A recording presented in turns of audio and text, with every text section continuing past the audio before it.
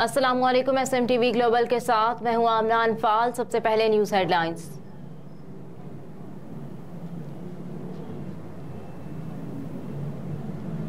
Election commission को यकशमत funds ना देने का फैसला। इलेक्शन फंड्स के लिए हिकमत अमली तैयार।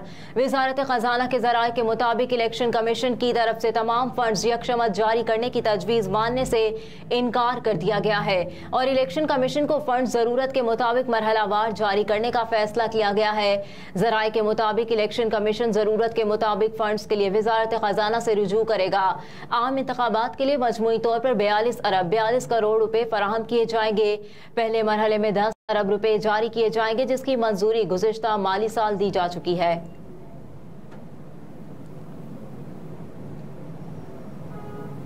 कौम की हालत बदलने के लिए कशकोल तोड़ना होगा। शहबाज शरीफ अखराजात में कमी और करप्शन का खात्मा किए बगैर मुल्क तरक्की नहीं कर सकता। वज़ीर आज़म शहबाज शरीफ ने कहा कि खैबर पख्तूनख्वा में सड़कों समेत दीगर तरक्याती मंसूबों का जाल बिछाया जा रहा है। कौम की हालत बदलने के लिए कशकोल तोड़ना होगा। शहनशाही अखराजात में कमी और करप्शन का खात्मा किए बगैर मुल्क तरक्की नहीं कर सकता। हमें शमसी तवानाई और पिन बिजली मंसूबों पर तवज्जो देनी चाहिए। अगर माजी में इन शोबों पर तवज्जो दी जाती तो मुल्क की मुआशी हालत ये ना होती।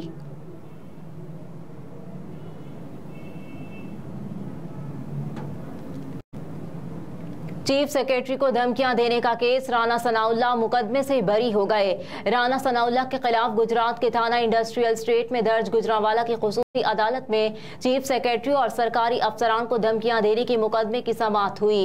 इंसदादी दहशतगर्दी अदालत ने मुद्दई के मुनहरिफ होने पर विफाकी वजीर दाखिला राना सनाउल्लाह को मुकदमे से बरी कर दिया। गुज़िश्ता समाअत में अदालत ने राना सनाउल्लाह को बजरिया पुलिस तलबी का नोटिस जारी किया था। अदालत ने राना सनाउल्लाह के साथ उनके जमानती राना साद को भी नोटिस जारी करते हुए 25 जुलाई को तलब किया था।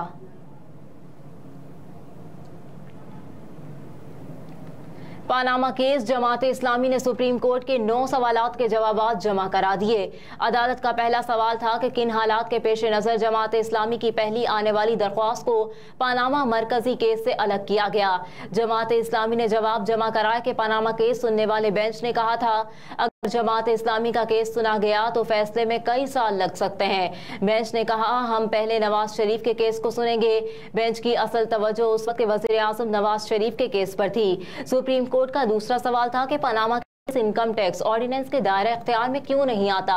जमात इस्लामी ने जवाब में कहा कि सुप्रीम कोर्ट ने पनामा केस फैसले में करार दिया था FBR मामले में दिलचस्पी नहीं ले रहा।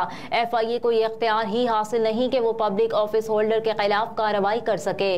जिस तरह नवाज शरीफ के खिलाफ आहनी बातों से निपटा गया, पनामा फैसले का इत्तलाक इसी तरह दीगर 436 अफराद पर भी होना चाहिए।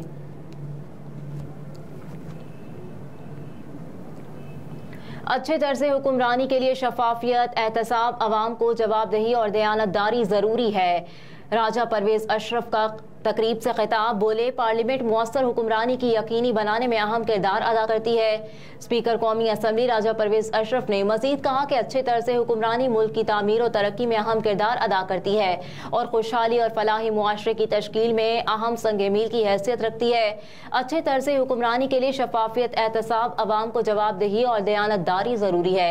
इन ख्यालात का इजहार उन्होंने पाकिस्तान गवर्नर्स फोरम 2023 के इफ्तिताही इजलास से खिताब करते हुए किया और कहा कि स्पीकर कौमी असम्बली ने कहा कि अच्छे और मुअस्सर तर्ज़े हुक्मरानी के जरिए मुल्क को तरक्की और खुशहाली की राह पर गामजन किया जा सकता है।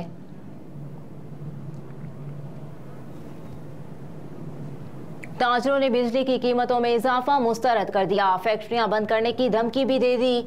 सनतकारों और ताजरों ने बिजली की कीमतों में हालिया इजाफा मुस्तरद करते हुए कहा कि बिजली के नए निर्खों पर ना फैक्ट्रियां चलेंगी और ना एक्सपोर्ट ऑर्डर पूरे हो सकेंगे। ऐसे में दुकानें और फैक्ट्रियां बंद करके चाबियां हुकूमत के हवाले कर देते हैं। लाहौर चैम्बर ऑफ कॉमर्स के नायब सदर अदनान भट्ट और सनतकार मोहम्मद खालिद ने कहा कि बिजली के निर्खों में एक बार फिर 7.5 रुपए फी यूनिट इजाफा कर दिया गया है। घरेलू, कमर्शियल और सनती यूनिट औसतन 50 रुपए तक जा पहुंचा है। IMF ने अखराजात और लॉसेस कम करने का मुतालबा किया। हुकूमत ने बिजली की कीमत बढ़ाकर जान छुड़ा ली और सनत और तिजारत से दुश्मनी की गई।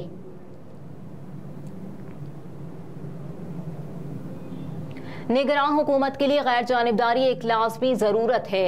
शहरी रहमान निगरान वज़ीर आज़म के लिए इसहाक डार के नाम पर पीपल्स पार्टी की जानिब से मुखालिफत जारी है। शहरी रहमान ने कहा कि निगरान हुकूमत के लिए गैर जानिबदारी एक लाजमी ज़रूरत है। निगरान वज़ीर आज़म बनाने पर पीपल्स पार्टी से कोई बात नहीं हुई। इस्लामाबाद में प्रेस कॉन्फ्रेंस करते हुए शहरी रहमान ने कहा कि हमसे कोई नाम शेयर नहीं किया गया। पीपल्स पार्टी गैर जानिबदार निगरान हुकूमत के क़याम को तरजीह देती है। शहरी रहमान ने मज़ीद कहा कि पीपल्स पार्टी बर वक्त इंतखाबात के हक में है। पीपल्स पार्टी साफ और शफाफ इंतखाबात में यकीन रखती है। निगरान वज़ीर आज़म का नाम जरूर फाइनल होगा, मगर अभी मज़ीद कुछ वक्त दरकार है।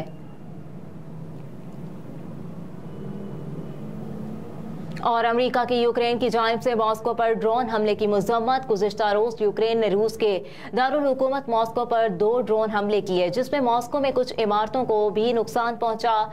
इस हवाले से तर्जुमान व्हाइट हाउस ने कहा है कि अमेरिका यूक्रेन के रूस के अंदर हमलों की हिमायत नहीं करता। ये एक जंग है और ये इनकी जंग है जिसने रूस से शुरू किया था। रूस किसी भी वक्त शहरियों पर वहशियाना हमले शुरू करने के बजाय यूक्रेन से फौजें निकाल कर उसे ख़त्म कर सकता है। मीडिया रिपोर्ट के मुताबिक यूक्रेन के हमलों पर रूस ने सख्त जवाबी इकदाम का इंदिया दिया है और वजारत दिफा के हेडक्वार्टर के करीब होने वाले 2 ड्रोन हमलों को दहशतगर्दी की कार्रवाई करार दिया।